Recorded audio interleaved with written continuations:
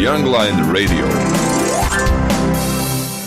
Šodien, 15. decembrī, klubā Depo norisinās jaunā interneta radio Young Line Radio atklāšanas pasākums. Skatīsim, kas tad te notiek. Young Line Radio ir jāuzsver, ka maģistrāts superga operācija, ko ievadīs savā PLC playerī vai arī Windows Media playeru, un atskanēs mūzika un daži autoru rādījumi. Nu jā, tā ir sanācis, kad šodien 15. decembrī iezīmējas jauns sākums jaunam internetu radio, Young Line Radio. Mūs varēs dzirdēt sākumā gan tikai internetā, bet būs galvenokārt jaunie mūziķi, īpaši uzsvars jauniem mūziķiem, būs arī raidījumi.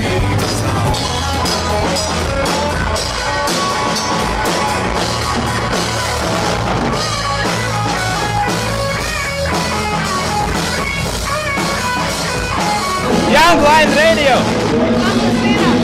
Jauns radio, cerams, ka nebūs parastais komerciālais, bet kaut kas jauns. Piemēram, tagad grupa arī spēlē pirmo reizi.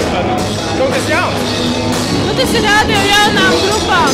Jaunas lietas, tas, ko mēs agrāk neesam dzirdējuši, un cerams arī gribam dzirdēt tomēr.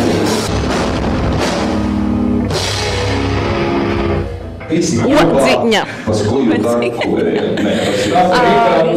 Jā, dienas odziņa, jā. Mani raidījumi būs ciemiņu laiks un iepazīšanās raidījums. Ciemiņu laiks būs tāds, teiksim, vairāk iedvesmēji. Cilvēki tie varētu būt visdažādākie, gan cilvēki mūzikā, kas kaut ko cenšas sasniegt, gan tie, kas jau kaut ko ir sasnieguši. Gan arī, es domāju, gan aktieri, gan biznesmeņi, gan juristi, gan jebkas šajā, jebkurā jomā. Tas ir ciemiņu laiks. Nu ko, Karma Prī. Young Line Radio.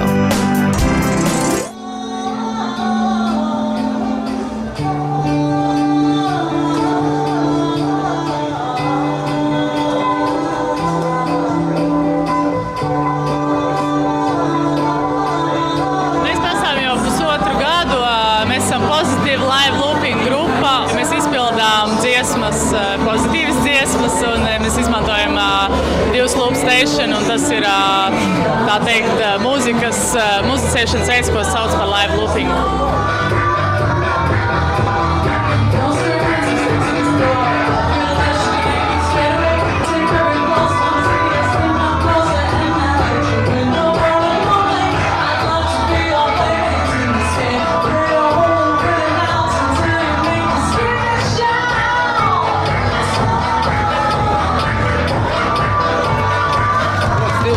Ļoti stilīgi, vienmēr sakot, jautra atmosfēriska mūzika, ko klausās lielākā daļa Latvijas, ja?